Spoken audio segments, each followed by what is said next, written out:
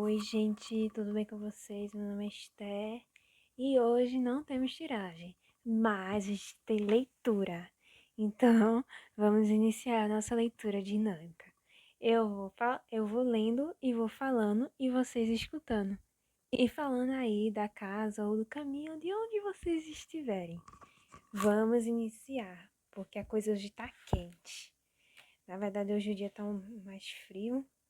Eu tô achando até um dia mais escuro, cinzento.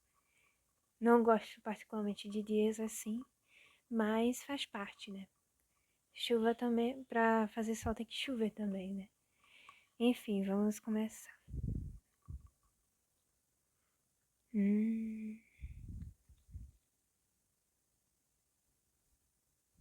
O dinamismo e a criatividade do universo revelam-se quando o movimento circular do sujeito e do objeto em um único plano torna-se um movimento esférico em uma órbita tridimensional.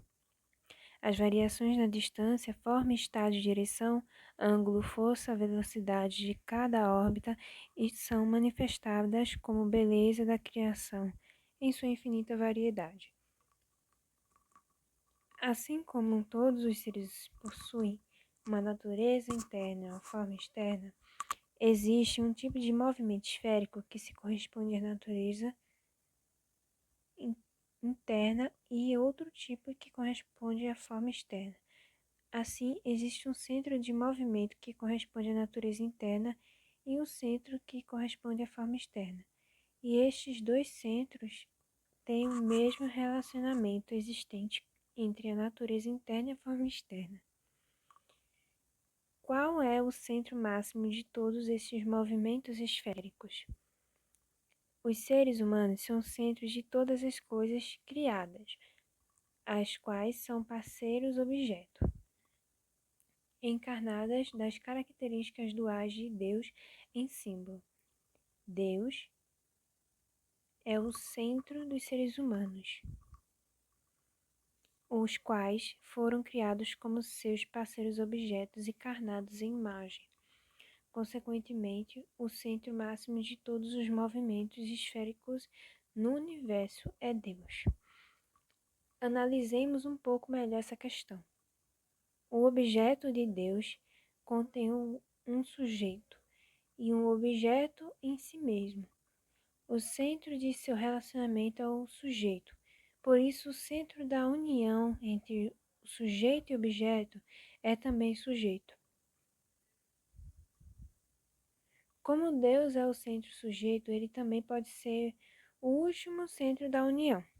Como foi dito anteriormente, os três parceiros objetos substanciais de Deus, que no caso é o sujeito, o objeto e a união, que foi o triângulo que a gente estudou na semana passada, também formam bases comuns entre si. À medida que cada um dos três ocupa a posição central, se torna um com o outro através da ação de dar e receber com Deus. Como seu último centro, eles cumprem a finalidade de três objetos e estabelecem o fundamento de quatro posições. Por conseguinte, o último centro do fundamento de quatro posições é Deus. Todas as coisas que estabelecem o fundamento de quatro posições desta forma são encarnadas e individuais de verdade. Como foi mencionado anteriormente, as encarnações individuais da verdade se dividem-se, de um modo geral, em encarnações individuais de verdade em imagem, seres humanos, e encarnações individuais de verdade em símbolo. O resto da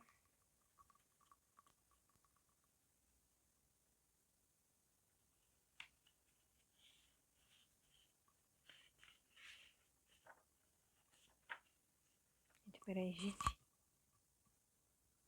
Consegui. Resto da criação. O universo é composto de inúmeras encarnações individuais de verdade, mutuamente relacionadas entre si, em certa ordem do nível mais baixo até o nível mais elevado. Entre todas, os seres humanos ocupam o nível mais elevado.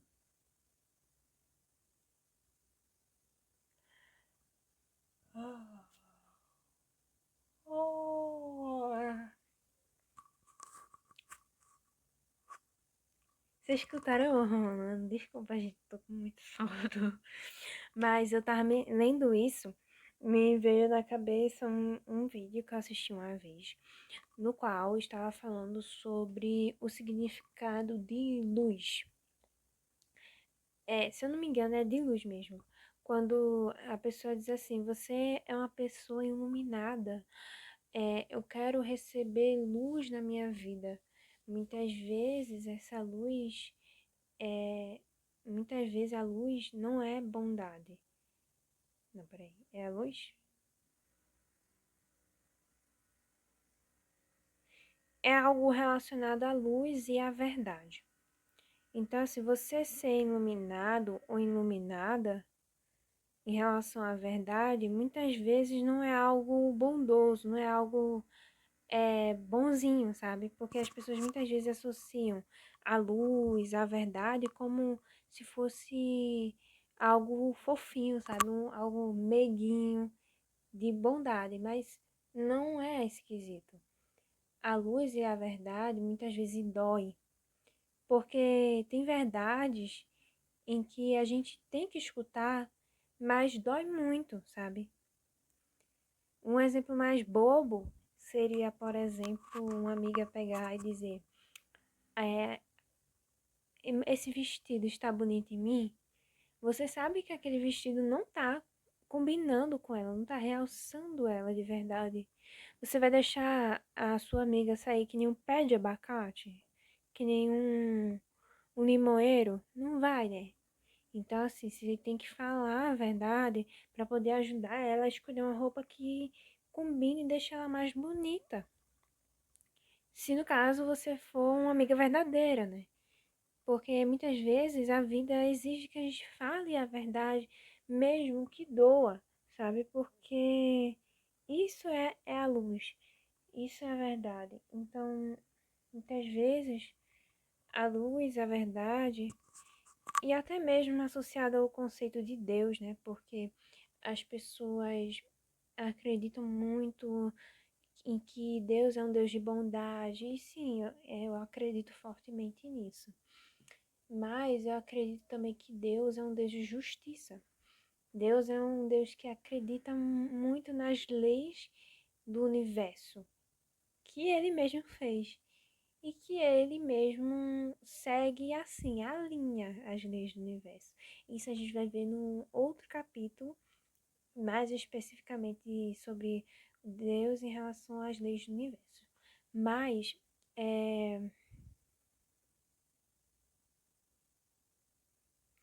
Deus é um Deus de justiça, então assim, é, vamos supor que o seu pai viu que você cometeu um erro.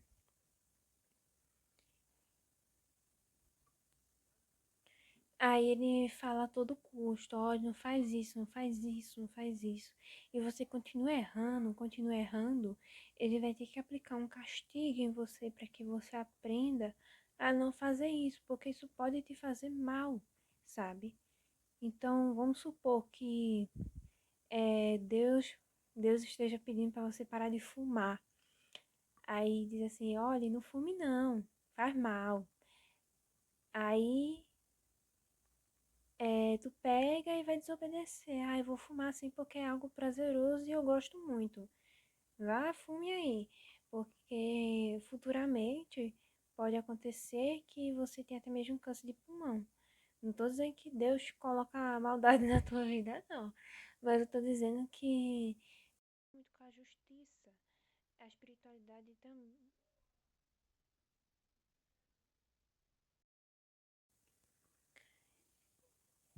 Então, resumindo, é, a luz muitas vezes não é bondosa. Muitas vezes a luz, a verdade, dói, mas é algo necessário para que a gente viva com mais liberdade. Acredito que a mentira, mesmo que ela seja docinha, um dia pode fazer mal a gente. E a verdade pode fazer mal a gente só por um momento, mas depois ela vai libertar a gente. Então é isso, é um desabafo e eu acredito que conecta com o que a gente está lendo aqui. Vamos lá. As encarnações individuais de verdade movem-se esfericamente em torno de umas das outras. As de nível mais baixo agem como um parceiro objeto das de nível mais elevado. Dessa forma, o centro de movimento esférico é uma encarnação individual de verdade em nível mais elevado, que age como sujeito. Os centros das inúmeras encarnações individuais de verdade, em símbolo, estão interligados desde o mais baixo até o mais elevado. Os centros mais elevados são os seres humanos. As encarnações individuais de verdade em imagem. De verdade aqui vem é como se fosse assim. A verdade é como se tu existisse, entende? Então, quando você fala assim, encarnações individuais de verdade, quer dizer que você que está me assistindo, que é um ser humano, eu acredito, né? Você é uma encarnação da verdade. Em imagem, porque você é concreto. Mesmo que você estivesse só em espírito, você é um ser vivo concreto. Assim como as outras encarnações de verdade, que é, por exemplo, os bichos. É uma encarnação da verdade, porque eles existem, é concreto. Entende? Tá, foco. Analisemos a centralidade dos seres humanos. A ciência afirma que as partículas elementares são blocos básicos de construção da matéria e explica que elas são compostas de energia. Considerando a finalidade da existência das encarnações individuais de verdade, constitui um universo material em diferentes níveis. Podemos resumir que a energia existe a fim de formar partículas, e as partículas existem para formar átomos, os átomos para formar moléculas e moléculas para formar matéria. E a matéria existe para a criação de todos os seres individuais no universo. Da mesma forma, a atividade de energia tem finalidade formar partículas de atividade das partículas. Perdão. A atividade das partículas para formar átomos e as atividades dos átomos para formar moléculas. A atividade das moléculas para formar a matéria e a atividade da matéria tem como finalidade a construção do universo. Qual é o propósito do universo?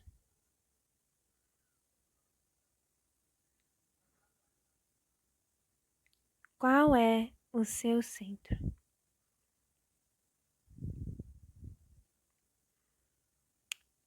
Antes de ler, eu queria responder essa pergunta que eu achei muito interessante. Qual é o propósito do universo? Eu acredito que eu já chego nessa parte, né? De que Deus criou o homem para compartilhar a felicidade, né? Para ser feliz e fazer, né? Os teus filhos felizes também. Eu acredito que o propósito do universo é fazer essa lei de energia rodar, é fazer a ação de dar e receber, girar, colocar esses três objetos em prática, esses fundamentos de quatro posições em prática. É praticar essa troca de energia, de dar felicidade e receber felicidade. Eu acredito que ao criar, Deus, quando criou o mundo, ele criou assim, de uma maneira egocêntrica. Mas eu não falo egocêntrica no sentido negativo. É porque ele queria ter emoção na vida, ele queria ter essa felicidade. Era um desejo individual dele, um desejo egocêntrico dele. E tá tudo bem, gente, pensar assim. Ele só queria ter mais movimento na vida dele, ser feliz. E a gente é tão filho do nosso pai e mãe que a gente também é assim, não é? Eu acredito que você tem seus sonhos, né? Você tem algo no seu coração que você quer construir. E é um desejo egocêntrico seu também. E é normal, e é até bom a gente ter sonhos. Na música de João Gomes, ele diz, né, que é, se Deus plantou uma semente no seu coração sobre esse sonho, é porque Ele quer que você realize, né? Então, assim, dependendo do teu sonho, se o sonho for algo assim que faça mal a alguém, aí é preocupante, né? Mas, enfim, eu acredito que é algo normal você querer conquistar alguma coisa, você ter sonhos, mesmo que não seja você ficar milionário, né? Porque ficar milionário é algo muito comum, né? Mas existem outros tipos de sonho que podem fazer a pessoa se sentir feliz, realizada, né? Sei lá, dar flores para alguém, fazer a vida de alguém feliz hoje. Então, assim, existem muitos sonhos que porque existem muitas personalidades diferentes no mundo. E isso é incrível, isso é lindo, né? É muito interessante porque a gente, ser humano, né? A gente somos como se fosse. é, a gente tem dentro da gente uma parte de Deus, uma parte do universo dentro da gente. Então é legal sonhar, mas eu fico triste, né? Porque tem pessoas que não conseguem isso, não tem essa perspectiva de vida. Muitas vezes, por tá passando por uma fase inicial da vida, né? Muitas vezes muito jovem, né? É comum, né? A gente tá no último ano do ensino médio, aí fica confuso sobre o que a gente quer. É assim, é a pior fase, né? A gente fica confuso sobre o que a gente quer. Mas isso não é nenhum problema. O problema é quando você realmente desiste de sonhar. Porque o mundo tem a folga de boletos, de dívida da vida adulta. E esquece que você tem uma criança interior dentro de ti. Que tem uma semente no seu coração, um sonho que você quer realizar. Você não quer ser só uma máquina para produzir, produzir. Você queria realizar esses seus sonhos, sabe? Então, assim, muitas vezes é natural a gente ser egocêntrico. O que não é natural é a gente colocar a gente acima de tudo, sabe? Acima de todos, porque tem gente que é tão egoísta, né, que chega a dar embrulho na barriga, sabe? Então, se você tá sendo egoísta ao ponto de é, prejudicar a vida das pessoas, de trazer amargura no coração de alguém, tristeza, aí é preocupante. Ah, Esté, como é que eu vou saber isso? Como a gente leu aqui, todo ser humano, ele tem consciência. Então, olhe para si mesmo e se veja nessa situação. E se pergunte na sua cabeça: nossa, isso é o que eu fiz. Será que foi uma atitude muito egoísta? Ou eu tô sendo certo, ou eu tô agindo certo? É como se fosse tipo assim, geralmente essa dinâmica acontece entre irmãos. Você tem um pão, mas só tem só um pão. E você tem um irmão. Você poderia pegar esse pão e dividir em dois, né? Pra dar pra você e pro seu irmão. Só que o egoísta é quando ele não pensa assim. O egoísta é quando ele pensa assim: eu tô com mais fome e eu vou comer mais. É quando o mundo. Quando o mundo gira só no tudo eu tô com mais fome, eu vou comer mais e vou deixar o meu irmão com fome. Isso é egoísmo, entende? Então, é agora assim, quando eu saber que eu não estou sendo egoísta ao ponto de fazer mal a alguém. Rapaz, eu acredito que vamos supor que você precisa desse carboidrato mesmo, né? Porque você está tomando um remédio em que precisa comer mais carboidrato. Você diria, olha, eu preciso comer mais pão porque eu tô tomando um tal remédio. Aí se eu não comer esse pão, eu posso passar mal. Aí não é uma forma negativa de pensar em si mesmo, porque também você está se cuidando. Só que você está entendendo? Se você pode fazer um dia de alguém mais fácil, ajudar alguém, por que que você vai negar isso? Entende? Se você pode facilitar a vida de alguém, por que você vai negar isso?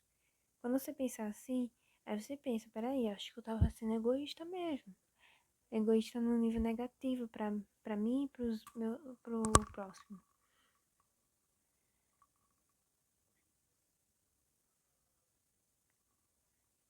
Eu acredito que o propósito do universo é ser o juiz, de administrar as leis do universais, de fazer o ato de dar e receber, amor e felicidade fluir na vida de todo mundo, até de quem já morreu. Mas é. Qual é o seu propósito? Qual é o seu propósito? Não é isso. Qual é o propósito do universo? E qual é o seu centro? A resposta para as ambas questões não é outra senão os seres humanos. Foi por isso que Deus, depois de criar os seres humanos, ordenou-lhes que exercessem domínio sobre o universo. Se não existissem pessoas para apreciar o universo, que seria semelhante ao museu sem visitantes. Os objetos em exposição em um museu só atingem o seu verdadeiro valor se são estimados como relíquias históricas, quando existem pessoas para quem apreciar, amam, amam e deleitam-se neles. O seu relacionamento com os seres humanos confere o valor à existência. Se não houvesse ninguém para apreciar, que significado teria a sua existência? O mesmo se aplica para o universo, cujos senhores são os seres humanos. As várias coisas da criação iniciam relacionamentos mútuos com a finalidade comum quando os seres humanos descobrem a origem e a natureza da matéria. Identificam e classificam as plantas e animais do ar, e da terra e do mar, as estrelas do céu.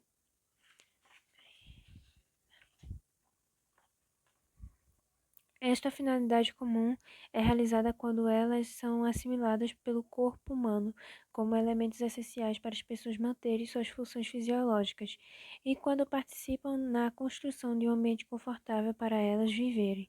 Os seres humanos ocupam assim o centro do universo criado em termos de sua forma externa.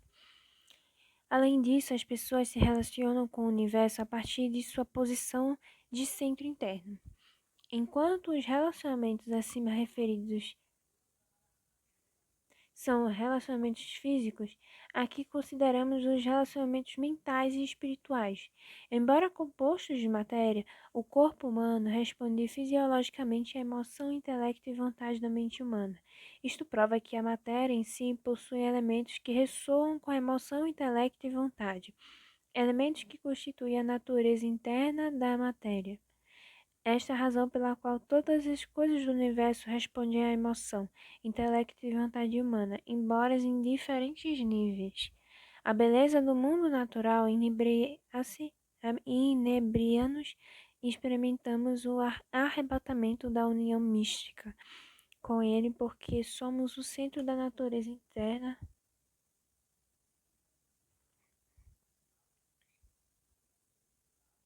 de todas as coisas do mundo natural. Os seres humanos foram assim criados como centro do universo, o lugar onde Deus e seres humanos tornam-se completamente um é o centro do cosmos. Analisemos agora de outro ponto de vista a forma de como os seres humanos são centro do cosmos, composto pelo mundo espiritual e pelo mundo físico. Cada ser humano encarna todos os elementos existentes do cosmos. Todavia, como vimos anteriormente, tudo no cosmos pode ser dividido de um modo geral em parceiro sujeito e parceiro objeto. Se Adão, o primeiro antepassado humano, tivesse alcançado a perfeição, ele teria encarnado todos os elementos sujeitos dos seres da criação. Se Eva tivesse alcançado a perfeição, ela teria encarnado todos os parceiros objetos dos seres da criação. Deus criou Adão e Eva para terem um domínio sobre o mundo natural. Ao crescerem juntos até a perfeição, Adão devia tornar-se o rei de todos os elementos sujeitos existentes na criação. E Eva, a rainha de todos os elementos objetos. Se eles tivessem unido como marido e esposa, teriam se tornado o centro que poderia governar todo o universo, composto de sujeito e objeto. Os seres humanos foram criados para serem o centro de harmonia de todo o cosmos. Se Adão e Eva tivessem alcançado a perfeição e se unido como marido e esposa, isso seria o significado da união de dois centros de características duais de todos os seres.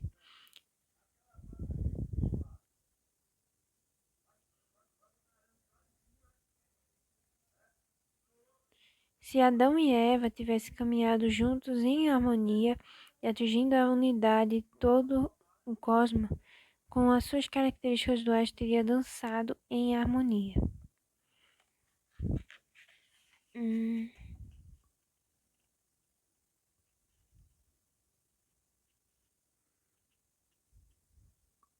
Isso me lembrou muito um vídeo que eu já fiz pro canal de tiragens. Que assim, se você não assistiu, assista, porque tá muito delicioso. Eu acho, né? Eu acho. Mas assim, gravar esse vídeo foi muito interessante. Qual é o seu propósito? Porque. Ou foi outro que eu gravei? Eu não lembro ao certo, mas nesse vídeo eu expliquei que cada um tem um propósito diferente, né? Tem uma missão específica diferente, só que temos o mesmo propósito, que é dar e receber amor de Deus e de toda a criação. Só que a gente tem uma missão específica de como colocar isso em prática, sabe? Tem gente que é bom no, é, em sendo delegado, tem gente que é bom trabalhando com a espiritualidade, tem gente que é bom sendo escritor.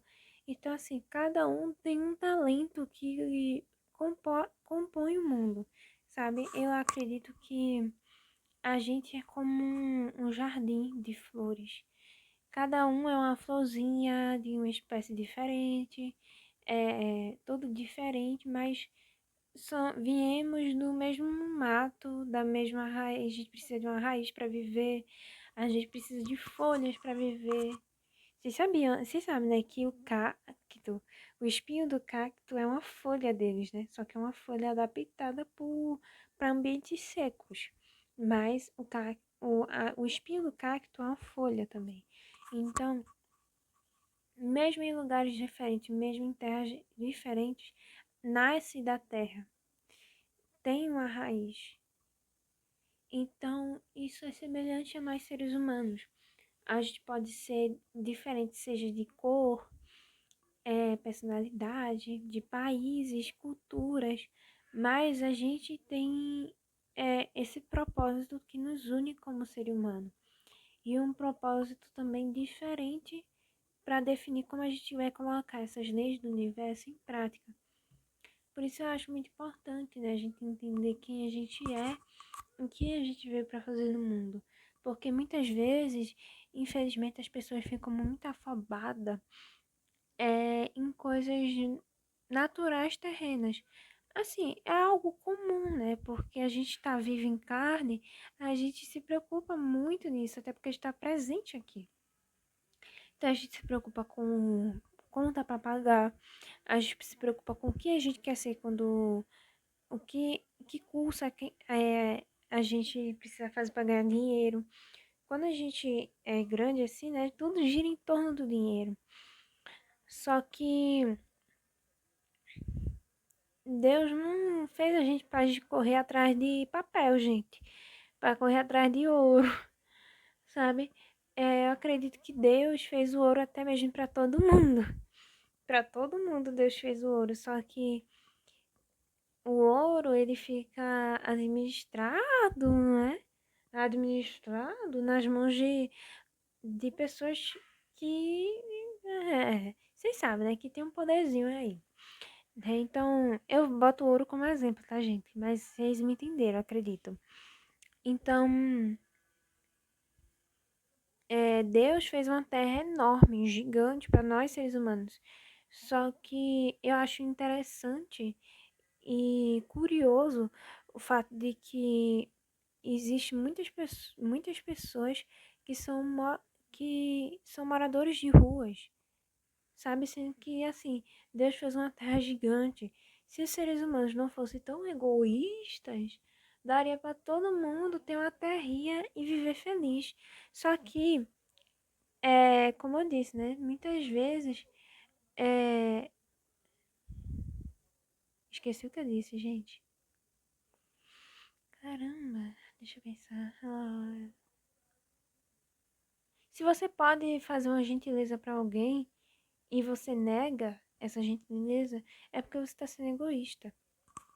Na verdade, na verdade, é pelo fato, a gente vai chegar nesse capítulo ainda, tá? Que é muito interessante também.